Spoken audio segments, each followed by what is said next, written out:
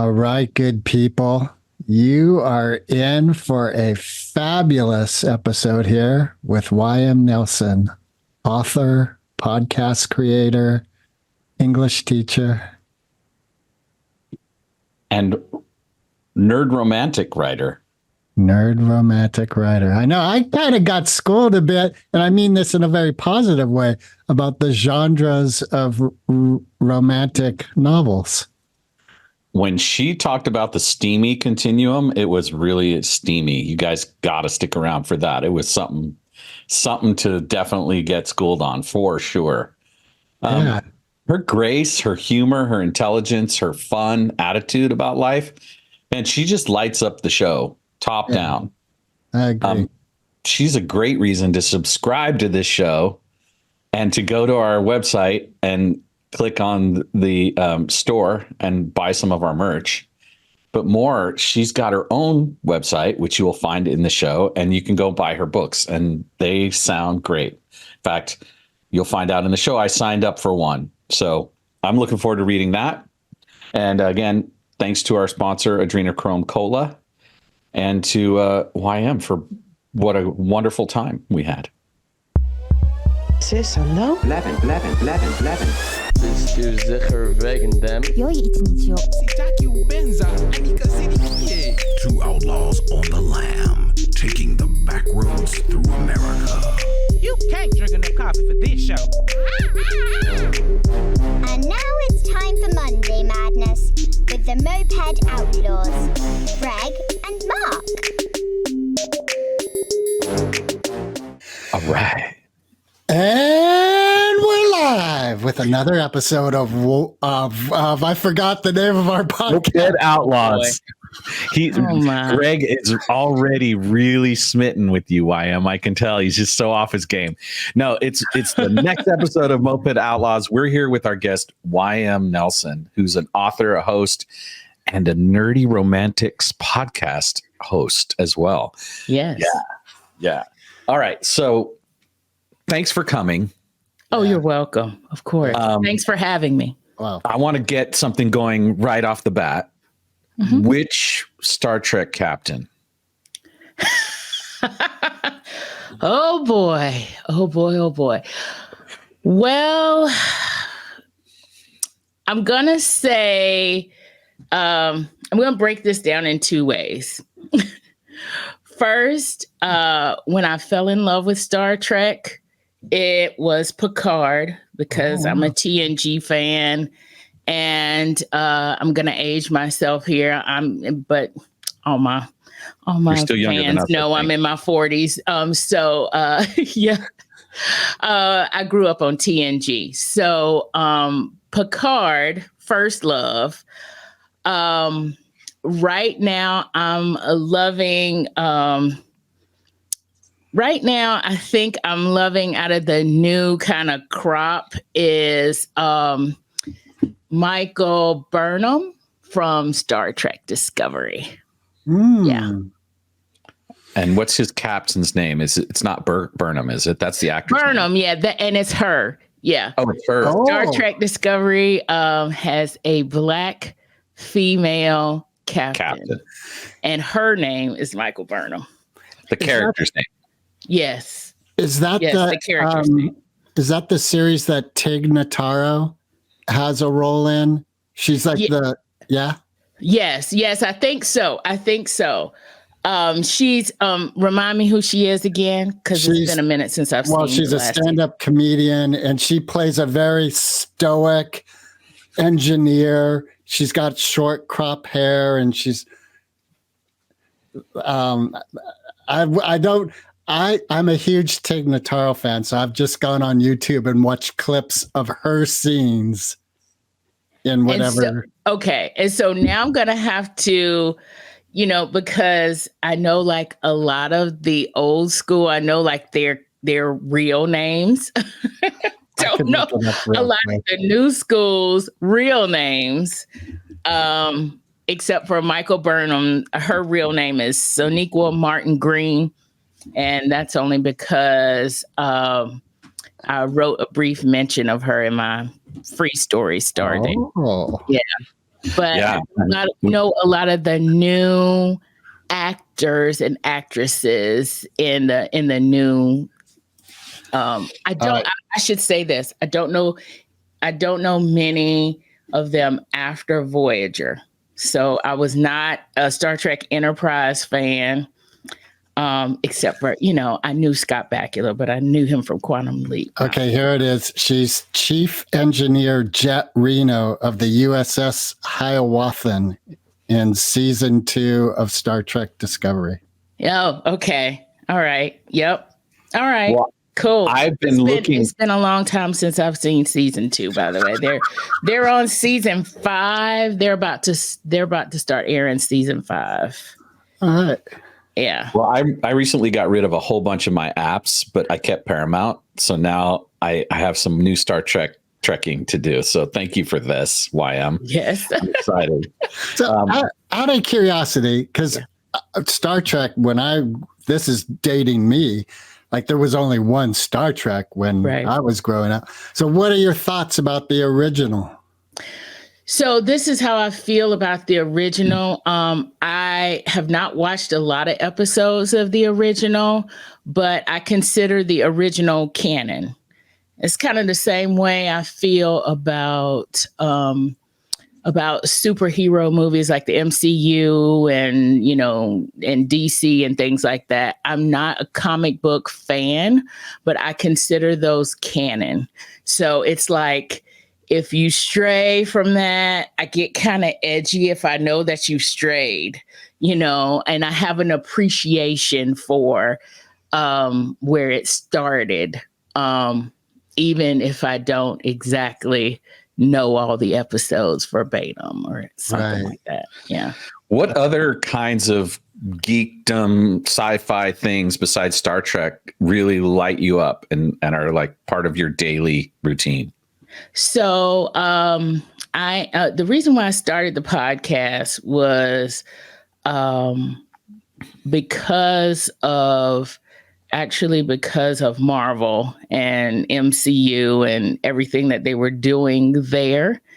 And it was kind of taking me back to when I first had my first experience with Marvel, which is the X-Men Saturday morning comic. I didn't see it on Saturday mornings. I saw it when they did the replay in the afternoons for the Latchkey kids. Yes, I was one of those. But me too. but yeah, so Marvel, I geek out over Marvel. I watch old Star Trek episodes every day. Two like white noise. They're like my calm down at the end of the day. Those are my kind of two geeky things that I go to all the time.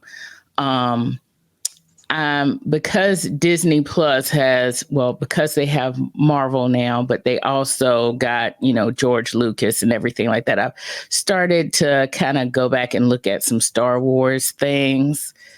And no, I'm not one of those people that are like, I love Star Trek and I hate Star Wars. I'm not. I'm not one of those. Oh my God, you have a lightsaber. Yes. Yes. I'm loving this.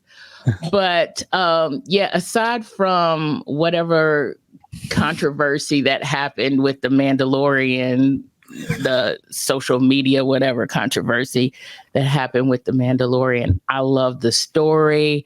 I love the acting. And I kind of like how that all played out.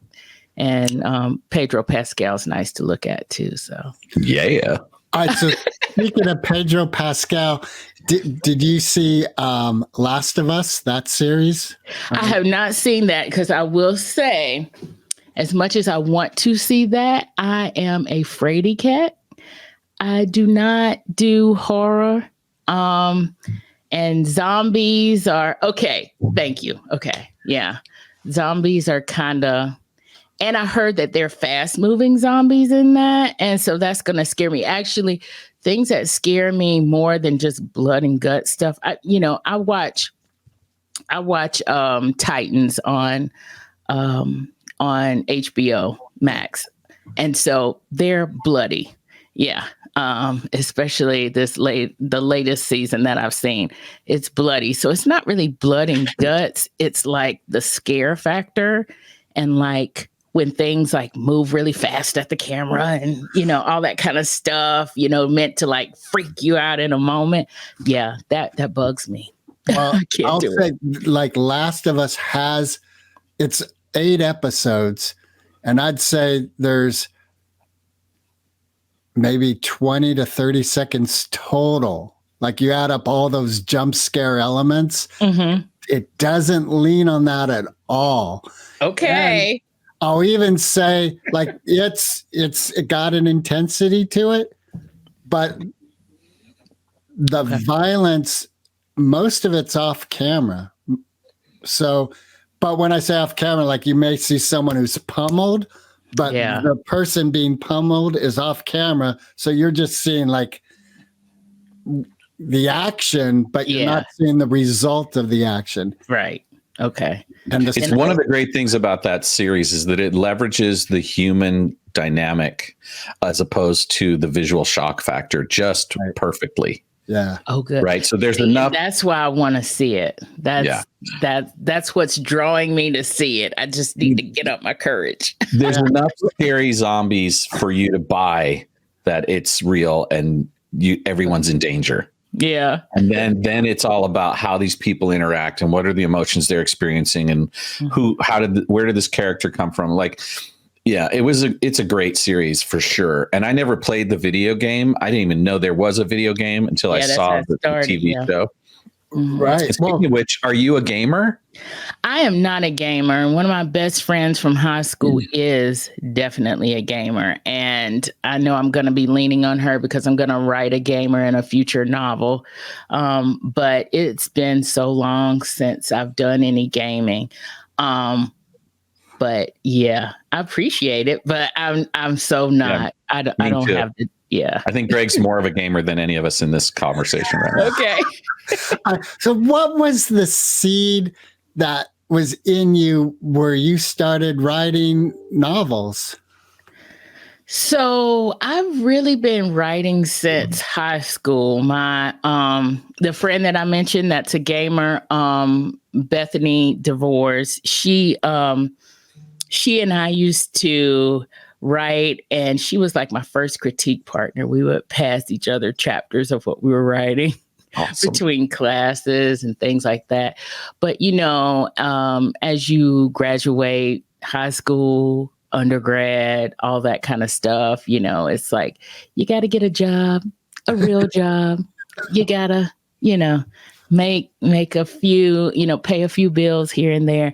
So it kind of died off there. Well, I was still writing, but I wasn't thinking about publishing until kind of recently thinking, hey, I can do this, and part of it was the fact that I did see her publish a couple of fantasy.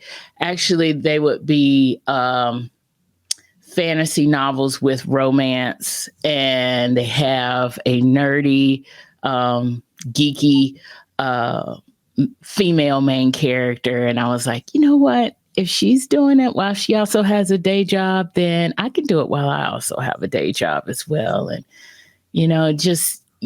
things just kind of fell into place there, and kept me moving forward. And so as of last year, I published my debut novel, first novel length work.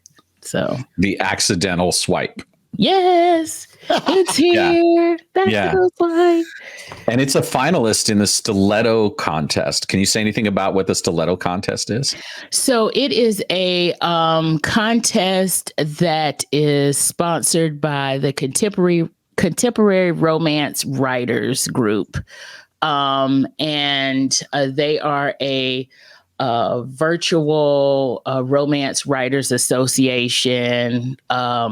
So they're kind of national, and this contest has they call it the Stiletto contest, but it's basically just the best of contemporary romance that's out there that's entered, and I just became a finalist from that. I entered when the book had not been published yet. And so that actually, by being a finalist there, that actually gave me confidence to actually go ahead and publish it. Wow. So, awesome. Come on. yeah. So is this a genre Wait. is this a kind of niche genre, the nerdy romance?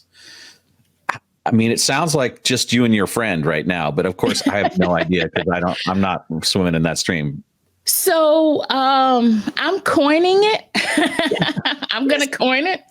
But there are a lot of, I will say there are a lot of authors out there now that are writing romance with, nerdy heroes and heroines, or, nerdy main characters in STEM. I think probably the most, I would say, famous one right now is Allie Hazelwood. She writes a lot of folks in STEM. Olivia Dade had her first novel was the female main character was an archaeologist. I believe. STEM stand for something? Yeah, STEM, science and technology, engineering, and math. Oh, okay. Yeah. Right. So this is an area in education where women have been typically underrepresented. Yes. And so the educational movement around STEM is where this term comes from. Yes.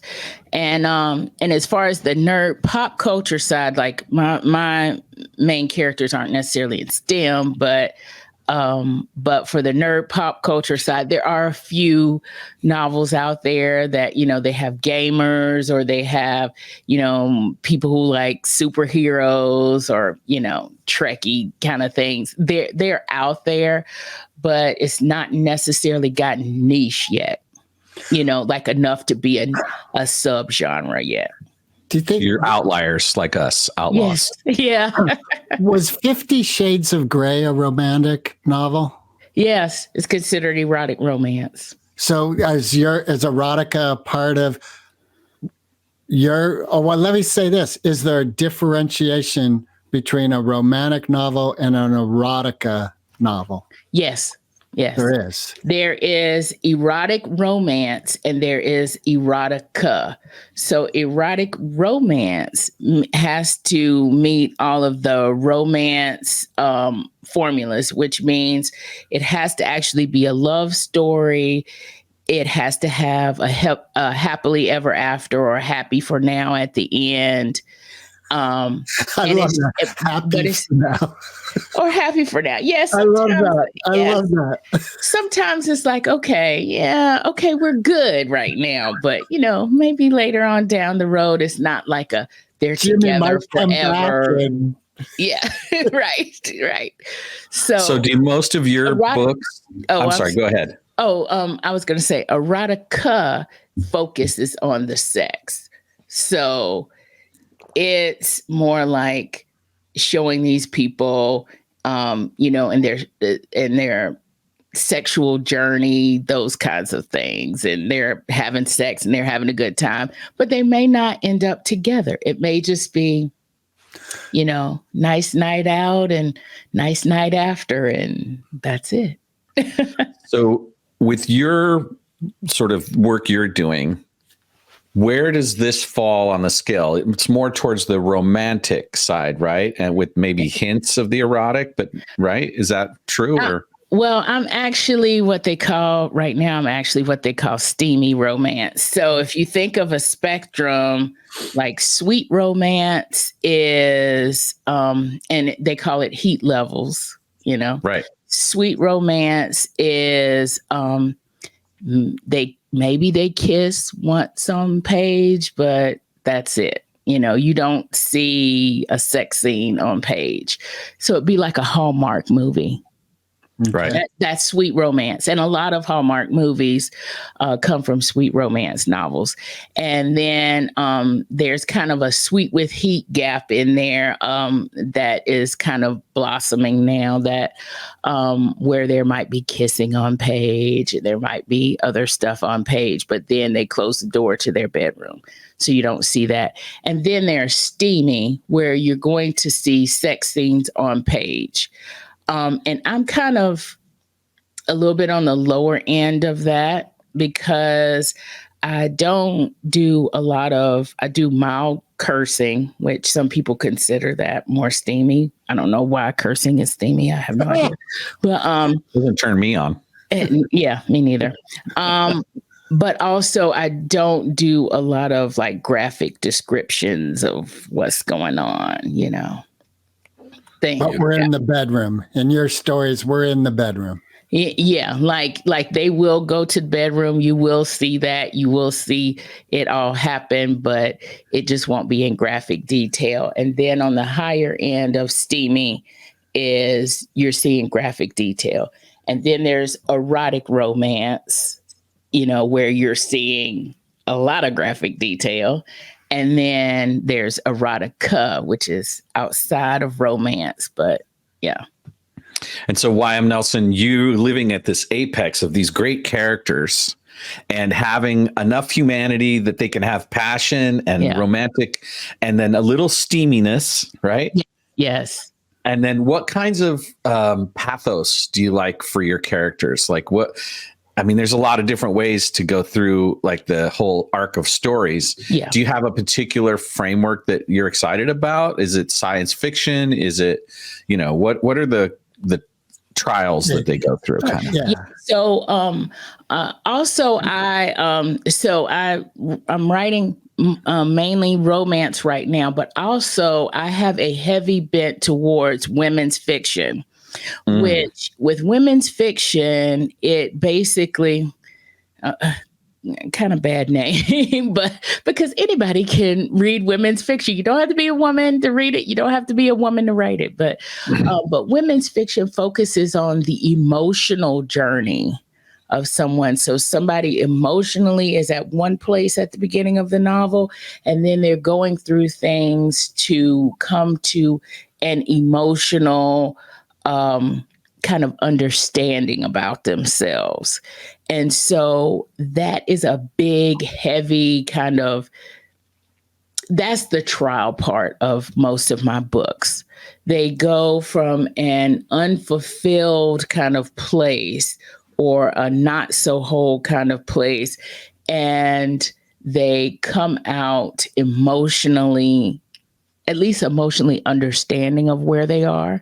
May not necessarily be emotionally whole or emotionally healthy, because who is that's part of your whole life, is trying to get emotionally into emotional acceptance. A lot of my really what I'm writing right now, a lot of it is trying to get people or these characters, people, imaginary people, to get these characters from a place of not knowing where they fit into in the world and coming to a place of, I am at midlife. I don't consider this midlife yet, but midlife.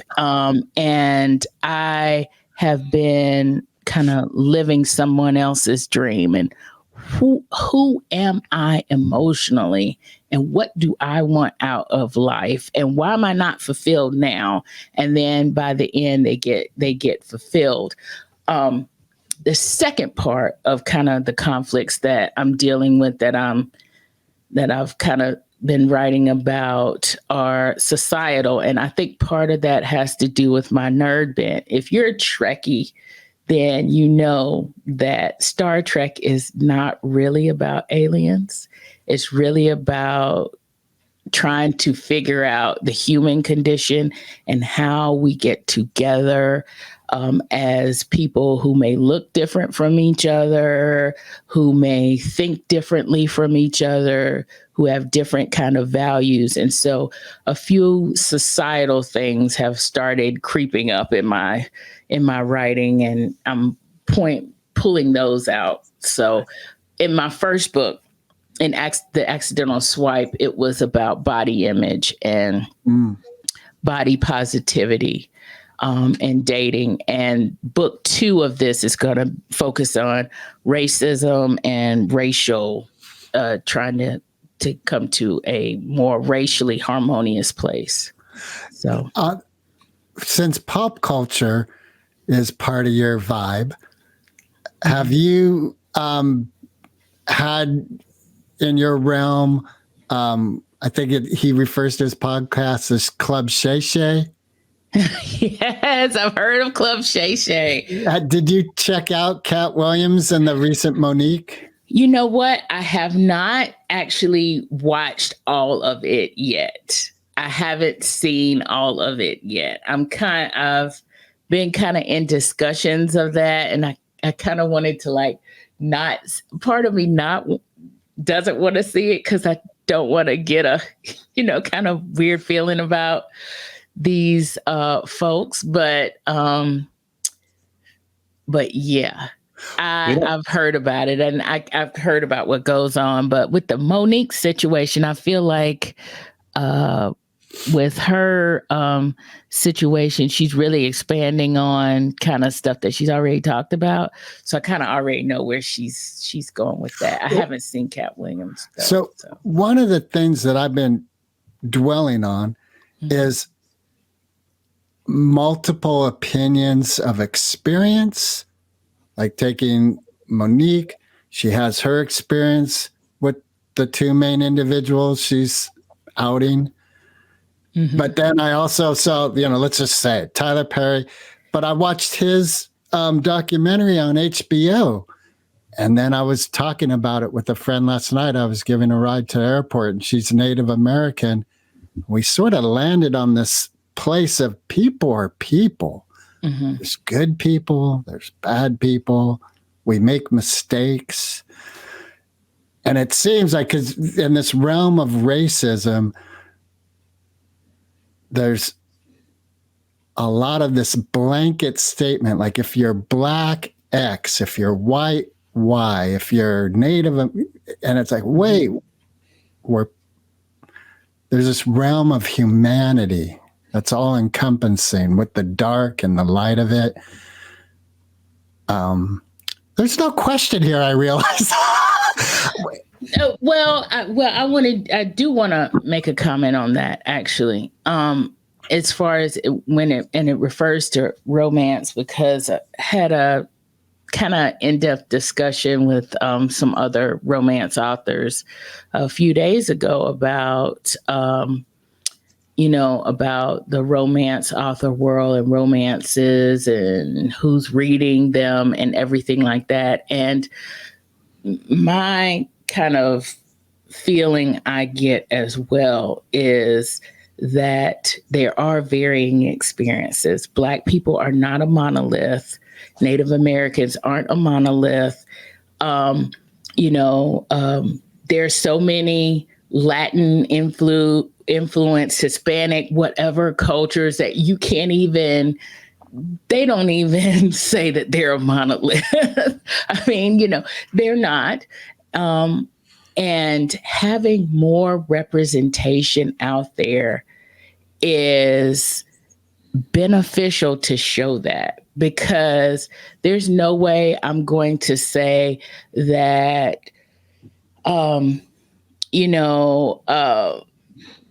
that one cis hetero white man is the same as the other. We don't even think that way. If I see George Clooney in a movie, I'm thinking George Clooney. I'm not thinking he's a representative of a white dude. You know what I'm saying? Right. Yeah. But if you see, if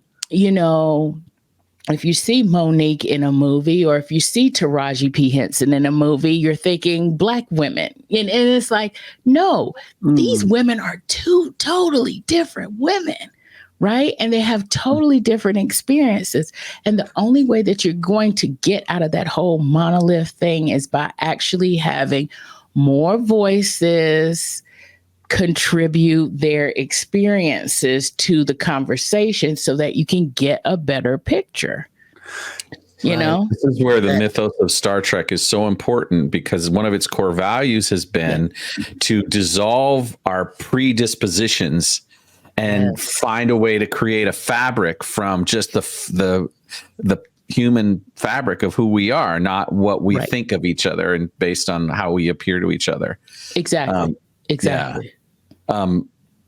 I love that these questions come up, because I think one of the functions of storytelling is for generations to get a sense of how can I show up better in my life? Like there's a functional aspect of telling stories that's really, it's the original life coaching. Yes. Yes, I agree.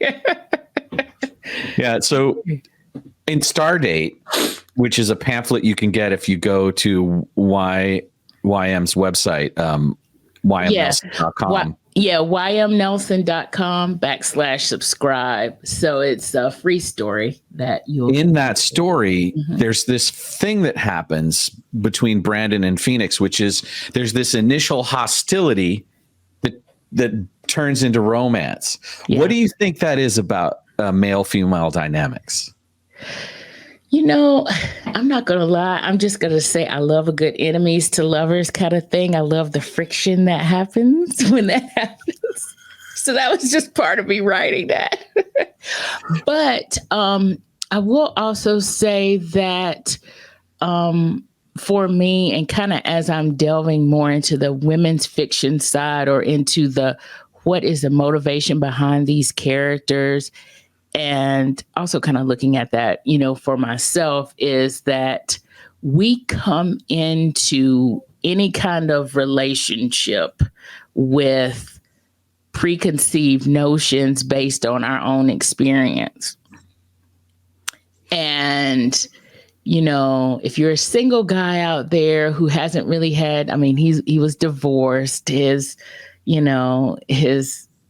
person was like, whatever, let's get married, and then whatever, let's get divorced kind of thing. So he's coming to this whole situation and looking at Phoenix and is like, she's kind of annoying because she's not going with the flow here. You know, she's kind of messing up my whole vibe. And then you know, he's more kind of an analytical kind of person. And when you're looking at things with those eyes, especially when you're a Trekkie and it's like, oh my gosh, this person has on this uniform. Oh my gosh, this person is not doing this right. There is kind of a little bit of a part of that was a little bit of like a fan culture kind of vibe that I noticed that people have around nerd pop culture stuff, especially with the comic book stuff. Like that's why I have like a respect for people who read comic books and what was in the comic book, because there are some serious purists out there who are like, you didn't get this right. I'm not going to lie though. Like one of the first Spider-Man's movies, they didn't get the webbing part right. Like he didn't generate the webbing, and they generated, and they were showing that he was generating the webbing, and I was like, that's not he used to right. run out of canisters. The canisters used to empty. Yeah, but wait, have you guys seen Into the Spideyverse, the two Spideyverse? I haven't seen the second one, but I've seen the first one, and I think the second one may now be on Disney Plus, because I think Disney now owns a lot of it. Yeah, they're getting the rights back. Marvel is getting the rights back to a lot of their stuff. But the first one was amazing. The second one is as amazing. Really? It really is. Right now. And part of what is awesome is this element of infinity. That's part of my things is infinity. Yeah. Like So there is the potential, like this Spidey is generating the web from his biology because that's that realm. Mm-hmm. That multiverse has The multiverse. has that story. Got it. Yeah. And you get it more with DC, which is why I really wish DC would get their act together, because they have amazing characters. Jack Kirby started with the most amazing characters, and they have this whole multiverse thing where you could do so much with that, but they just keep kind of falling on it. But kind of to get back to the whole man-woman kind of thing, I think it really is just a difference of how we look at the world. And I don't necessarily think it's even a gender thing. It's more of an experience thing. Right. So have you found in your own life that for you to have a healthy romantic relationship with another, I'm going to say man, I don't know. Yeah, man, I'm hetero, yes. Okay. So but I'm an ally, by the way. I am an ally. Well, that's what I'm wondering, like for it to be a healthy romantic relationship, there is a fundamental acknowledgement of an overt maleness in this individual and an overt feminine energy in yourself. Like we have all these energies, but an overtness to it. Does that make sense what I'm asking about? It makes sense, but I buck that in every book that I will probably write. Because I write and I love cinnamon roll heroes. And for non-romance folks, what that means is the guy is emotional. He expresses a lot of emotion. He's going to tell you how he feels. Now, with the accidental swipe with Jason, he's a cinnamon roll hero in that, he's going to show his feelings, but he does bring that masculine energy. He's very much, he owns a construction company. So he's going to bring that energy. For the guys in a lot of my books, they do feel, and to be honest, I do that not to say, the gender is on a spectrum or anything. I don't do it for that, but I really do it more for mental health because, guys, you really don't have socially and societally, you don't, it's like, it's not okay to cry, it's like, why? Well, I want to ask a question. That may be an older generation thing, right? But that's where I am. So it's like, it's not part of that masculine energy to cry. So it's really more of a mental health thing for me than it is showing a guy being more feminine. And also for my female characters, I like showing them doing more things that are quote unquote masculine, powerful, right? With agency, they have agency. Exactly. And for me, in my experience, that's just always how I've been. The Black women in my family, they've, a lot of them have had strong guys by their sides, but they have always been strong themselves. I think for Black women, on a whole, it may be a little bit different. We're not overtly like, oh my gosh, dripping, not a lot of the ones that I know, I should say. There's some cultural conditions that force this in Black women. Yes. And that is tragic. The idea that Black women are strong as a trope is problematic, I think, on a fundamental level. And that it very much is. And we should acknowledge that the legacy of that is based to some degree on the way that women have had to respond in their lives, women of color. Yes. And I think it's amazing. It's like we should celebrate the power of people in general. And when we have a strong female character, for me, one of the sort of polarities and difficulties is, if she could really just sink into her feelings of safety a little bit more, her emotional experience might be more rich. She could be more trusting. She could feel more too, right? And so it's this dichotomy, this dual-edged sword of, okay, yeah, there's agency and there's power and there's strength here, but what's it costing her on the feminine spectrum of being able to surrender and feel safe and have a rich sensual experience that's part of the feminine experience. So I love this idea. And then I had a question about the cinnamon roll male character. I want to just get some clarity, because I live at an aspirational point in my work, which is about this idea of dynamic men have dynamic range, and they can be stoic in the positive sense of that word, strong and capable of production and protection and provision. But at the same side, that they don't have to lose emotional intelligence and empathy and the ability to have clear, concise emotional communication. Yeah. So is that what you describe as a cinnamon roll male character? Does that encompass that, or is it something different? So that's how I approach it. And that's not necessarily how the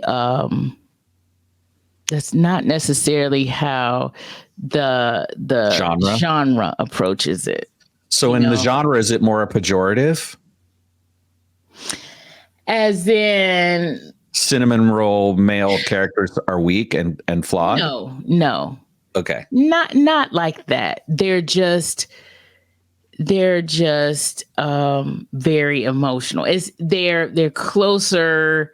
They're not necessarily dealing with the am I strong, am I weak kind of thing. They're just like, I'm going to talk about my feelings and I'm going to, whatever. They're not necessarily dealing with it. They just are. They're present to their humanity. Yes. Which we need more of. I just want to encourage the men that are listening. We need more of your presence and your emotional intelligence. I encourage you to not listen to Mark. He is a cinnamon roll, wet, mealy piece of. Here we go. Flour. Here we go. Well, see, the thing too is you got to think that, even though I, as an author, and I have a couple of English degrees too, so, as a person who's looking at literature and thinking about literature in the future, when, I'm long gone, and how does this speak to me at this particular age? A lot of romance that's out there. I mean, romance first and foremost is out there for entertainment. And so basically, especially a lot of the romance that's written to market, in other words, writing to what people want, it's giving that kind of, a lot of times I hear readers say, this is my escape from real life. This is my, I'm just getting out of kind of the reality. And so I don't necessarily I want the guy who's loving and who's emotional and who can actually communicate with me versus my husband over here who is just sitting around and he's watching whatever and he doesn't want to communicate with me or whatever. So it's more of, this guy is a cinnamon roll. He has golden retriever energy, which means, he is happy. He is chill. He is expressing his feelings, and that is how he is. And that is it. But he's a dog also. Say that again. He's a dog also. No, he's not. You can't trust him. He's a dog. Oh no! So how does the cinnamon roll guy romance readers are going to fight you on that? They are going to fight you. Okay. So does this guy? What's his steamy rating? This guy, the cinnamon roll guy. Oh gosh, yeah. The you see him in sweet romance. You see him in steamy romance. You're gonna see him. He's like the wingman in a steamy romance, right? He's like Jason is totally not a wingman in his but he's totally a cinnamon roll. And Brandon is not a wingman in his. It's just if the reader is looking for this hero, she or he or whoever's reading the book is looking for this personality, then that's what you give them if that's what you're writing. There are also straight up alpha males and alpha holes, and if you want that kind of romance, then you get that. That's in a lot of steamy romance, though. I will say alpha males and alpha holes. Those are romance character archetypes. Can we change that name? Alpha hose seems like it's not the best idea. Alpha holes, like a-holes. Oh, okay. Not like hose. Okay.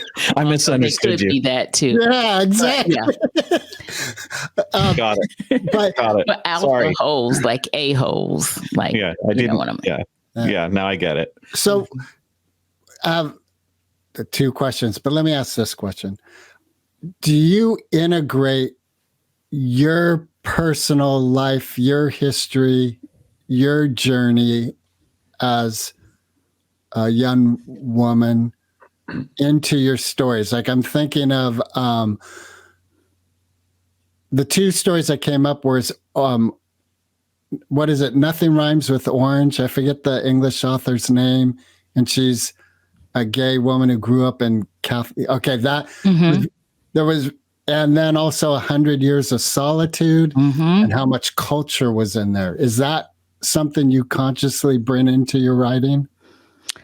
When I just first started writing and wasn't even thinking about publishing, no, that was not something I thought about.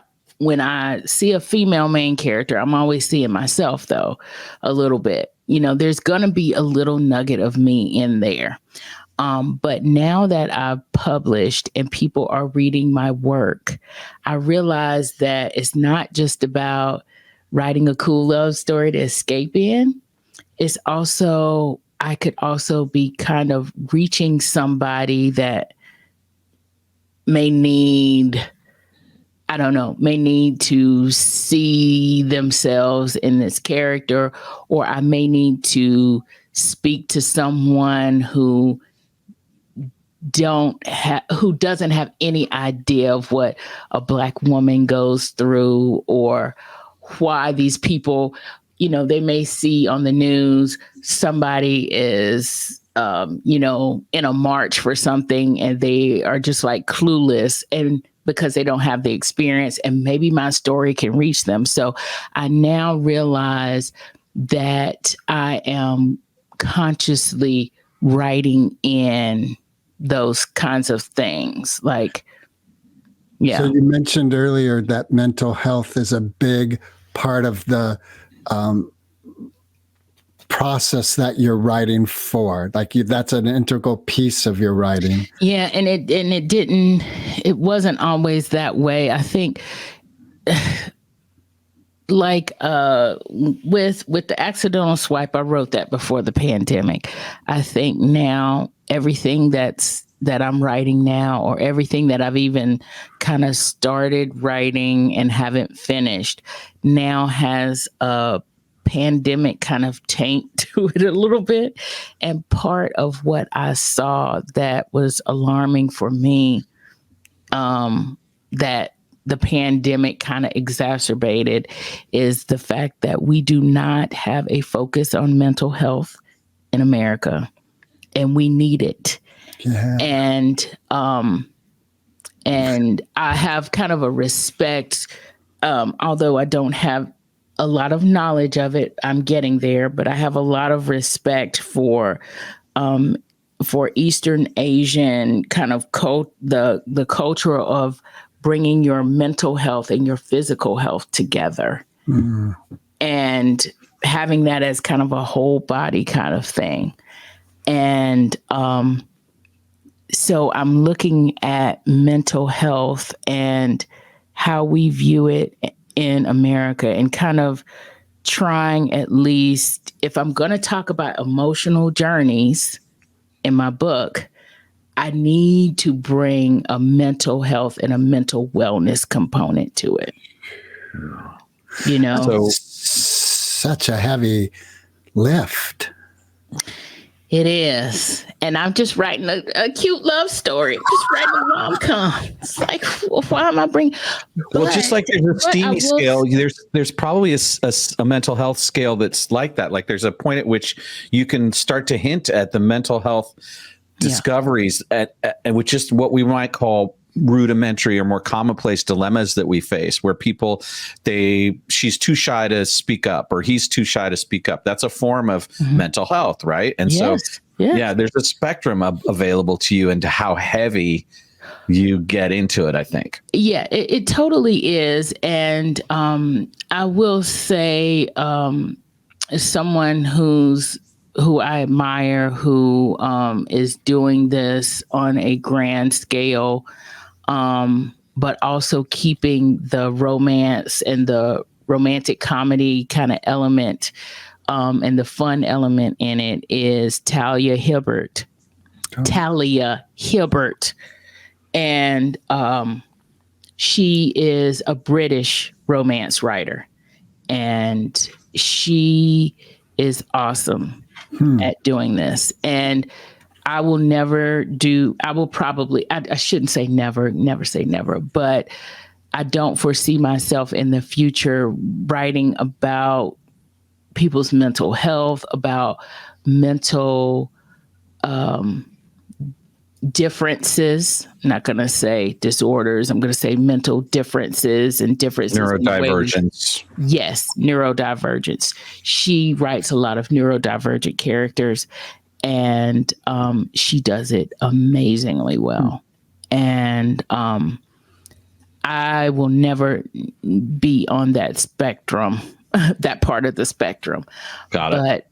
But I'm not going to. I realize now that I cannot avoid that in my writing.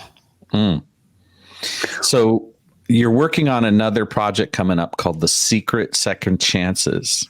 Yes. Can you talk a little bit about what that is? Oh, yes, definitely. Secret Second Chances is actually a retelling of the first story that I ever put out there. In 2017, I put out a little test story called 24 Hours of Freedom. And that was the beginning of my publishing career. Like I said, I had always been writing, but I never really thought about publishing anything and getting my work out there. And now that I've kind of made some moves, some choices about where I want my writing to go, that story needs to change. And Secret Second Chances is a little bit of a romantic suspense. So it's romance with a little suspenseful kind of twist to it, but it's friends to lovers, so not enemies to lovers like a lie. But these people have been friends, but then they weren't. Then they weren't friends, and now they're getting back, together, and they're realizing, oh, you know what, we actually do like each other, but there's this whole nefarious kind of issue going on with the hero of that. His name is Owen. And he has a whole business debacle, fiasco kind of thing that happens. And that's actually threatening his relationship with Michaela, who is his former best friend and second chance romance. So do you think it's possible in real life for a healthy romance to happen with a very successful together woman and a broken man, broken economically, broken emotionally, broken mentally? Oh, yeah. I think it could happen. I think possibly what happens and what I've kind of seen happen in real life kind of circumstances is that one tends to be a nurturer, right? If the woman that's together is kind of also a bit of a nurturer, we see the potential. If there's potential for the guy and we see the potential, we're going for it because we're, if you're that type of woman, you're going for that because you see the potential. Someone I'm very close to was in that. And I say was because now this individual has taken a step up and is more self-reliant. And it's been a challenge in the relationship because the other individual was very used to being the nurturer, the caregiver, the provider, and that's not needed anymore. Yep. So there's that's what happens in that dynamic. Yep. And that's what happens in that dynamic. When you have that dynamic happen, there's a potential for it. Depending on whoever is the nurturer and whoever is, that dynamic does happen. It's because that person may be at a place, and again, I'm no psychologist or no psychiatrist or anything like that, but that person may be in a place where they just needed somebody to push them into who they're supposed to be. Right. And who they're supposed to be may be a self-reliant person. Right. And the hope is that they could both step forward with that new reality, which is really, if we're talking about long-term romance, that is life, because we do change, we evolve, and things all shift. The time. Exactly, all the time. And whereas, the accidental swipe, I'm not, well, again, never say never, but that story is, I'm done with that story. That story is over, but in real life, if these people really existed, these people are still going on, and they still, and life happens, things change, and so, it may happen that these people end up growing apart because they've evolved. You ever thought of writing a story that ends in that realm? Well, that can, actually, didn't want to bring this up. No, actually, no. Actually, it's that was the first story that I thought about publishing and that's why my stories are not just romance. I also write romantic women's fiction and women's fiction, because women's fiction is about an emotional journey. And so the first story that I thought about publishing, I saw that's actually back there on the shelf behind me and may never get published. It started off that way, right? What she really thought she wanted, or what she really thought she needed, was a romantic relationship. And what she ended up finding out was that she needed to find herself, which that's not the only one that's, on the shelf, but there are a lot of women's fiction stories that's how they end up. And it doesn't end up in a happily ever after, which is why you can't call it romance. And that's what happens. That's why I've written it. I haven't published it, but I've written it. Have you thought about doing something that's specific and for graphic novel publication? I have not. I have. That's kind of like a little secret kind of, I wish kind of thing, because because I do like I do have that whole appreciation for comic books, appreciation for superheroes and things like that. So having a graphic novel of one of my novels would be really, really cool. But it's not something that I'm thinking about for near future at all. As you think about growing as a creative, do you think about writing new novels with the potential of them being series or film? Oh my, always. The way that I write, or the way that inspiration comes to me, is more visual than auditory. Sometimes with fiction writers, they hear the character speaking and they're like, I got to write this down. But I usually see a scene. And a lot of things that I've written, I've imagined like what this could look like on film. So that's, and I've kind of dabbled a little bit in writing screenplays. I realized I'm not a screenplay writer, at least not right now. But that's kind of how I see the story. That's kind of how the story comes to me. It comes to me in kind of a film way. And romance is very series heavy right now, especially contemporary romance. It's very series heavy for a bunch of different reasons. So I'm also thinking more in series than I did before I first started publishing. I just thought about, characters. I wrote this story, I was done with it. But now people are like, so what's next with these people? Or what's the next thing? So it's like, I'm thinking more in series, novel wise. Right. But I will say I have a Pinterest account, also author YM Nelson. And I fan cast all of my books.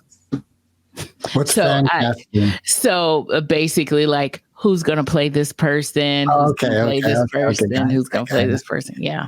All right. So, yeah. So you'd love to see one of these things made into a film or a TV series at some point. Yes. Awesome. I would love that. Yeah. How can people get a hold of you if they want to interact with you on some level? What's the best way for them to do that? Best way is, if you're a social media person, best way is Facebook or Instagram. I love my Facebook. I love my Instagram. Those are, but I'm author YM Nelson everywhere, on social media. I'm on, Facebook, Instagram, TikTok, Pinterest. And now I am, I put my podcast out on YouTube. So I am actually trying to get more content out there on YouTube. I'm delving into the video.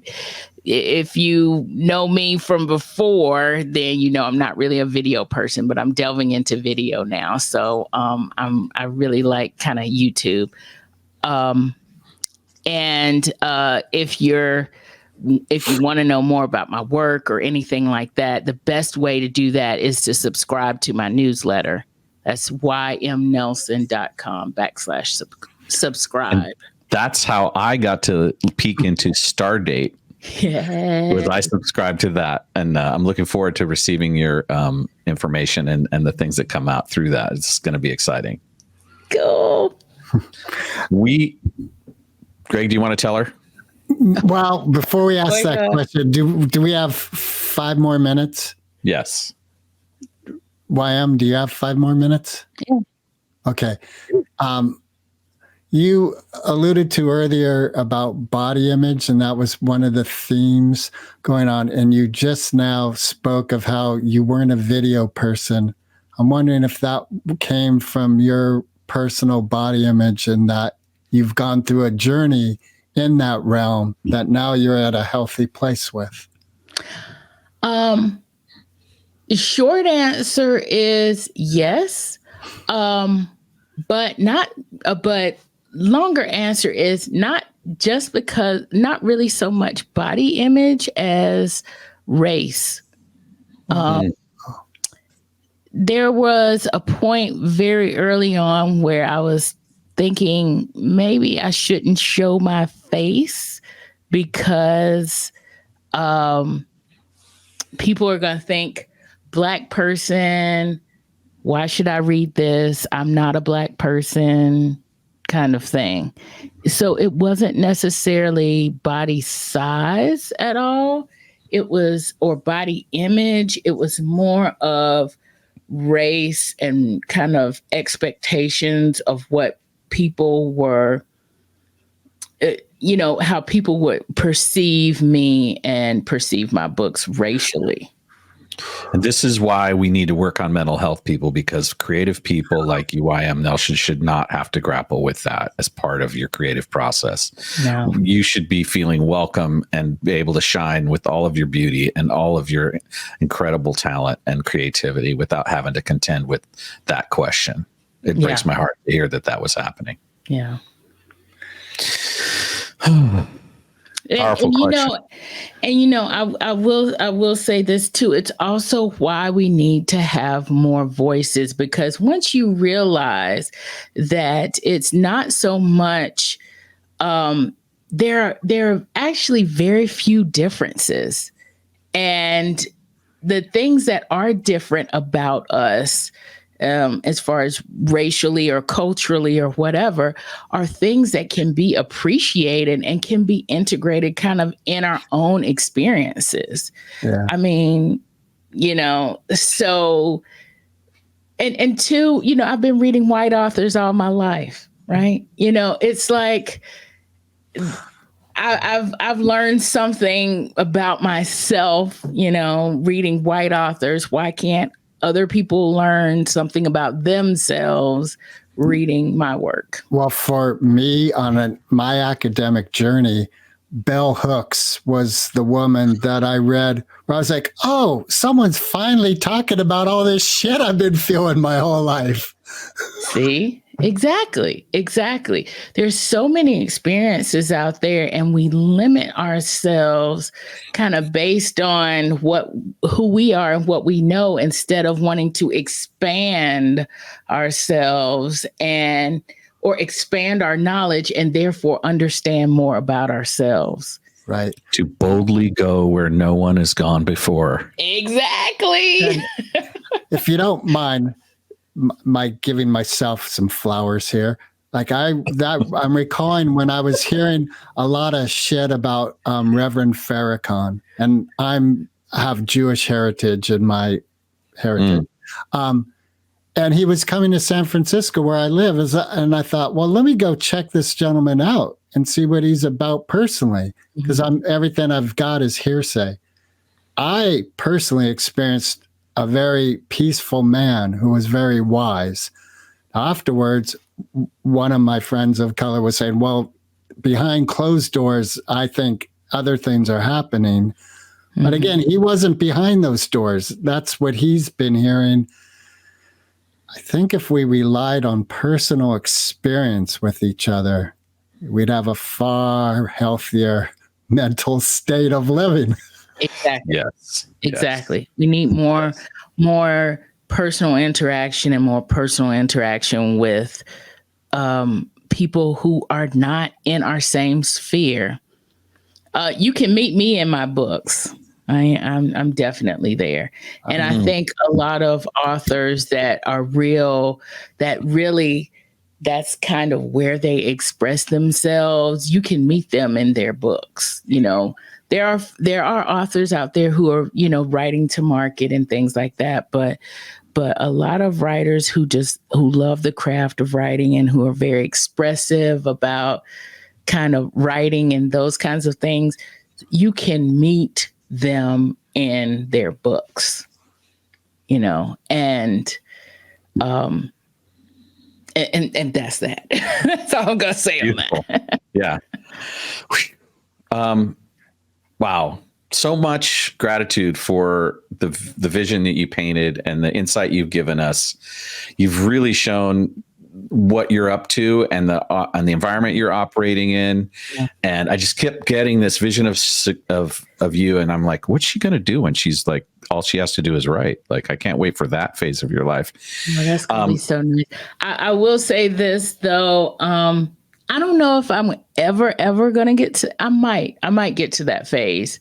I don't know if I'm ever going to get to that phase because I also teach part-time. I teach college part-time. I teach English, and I love when that light of understanding comes on. Now, granted, I will not teach anything below college. That's a mess. But yeah, I would love to get to a place where I'm writing full-time and teaching part-time. All right. That's going to be an amazing place that's going to be an amazing place for me. Yeah. Sounds strong. Well, we need to wrap this up. We have to do this soon, but we want to ask the question we ask every guest. Okay. And we actually, this is a really important question to us. It may seem frivolous, but it's not, to us anyway. And we love asking it. So here it is. Okay. Eminem or Foo Fighters? Oh man. Eminem, and I'm also gonna have to give a shout out to Nirvana, which is right before Foo Fighters. Yeah, but Eminem right now. Want to say more about why Eminem was your choice? Only because with Foo Fighters, that was just a party thing for me. Eminem, you feel more again. Going back to emotional journey, I'm going back to kind of, it's not just about celebrity or performance for him. I see other stuff going on there, right? Like life journey stuff. And also, I'm not gonna lie, I think with rap music back in the day is a lot like, especially with lyricists, people who write their lyrics. It was very much expression. It was very much let's talk about what's happening during these times. Let me give you my experience. And as an author, I connect to that so much. And, I will say I am, like I said, I'm closer to the whole Nirvana thing than I am to Foo Fighters. And that's just kind of in that era, like when Eminem started out, I was young in that era, and you grew up with that. And then I grew up with Nirvana on that side too. So, yeah. It's high school music. Yes. There's always a fondness for high school music. That's what it is. That's exactly what it is. Yep. Well, YM, it has really been a pure pleasure to hang with you. This has been awesome, y'all. I mean, really awesome. I've had so much fun being here. Good luck with your podcast, the Nerdy Romantics podcast. And again, just so that everyone remembers one more time, it's ymnelson.com if you want to know more and really connect with you. Yeah. And read her books. Yes, read my books. I'm there. Recording stopped.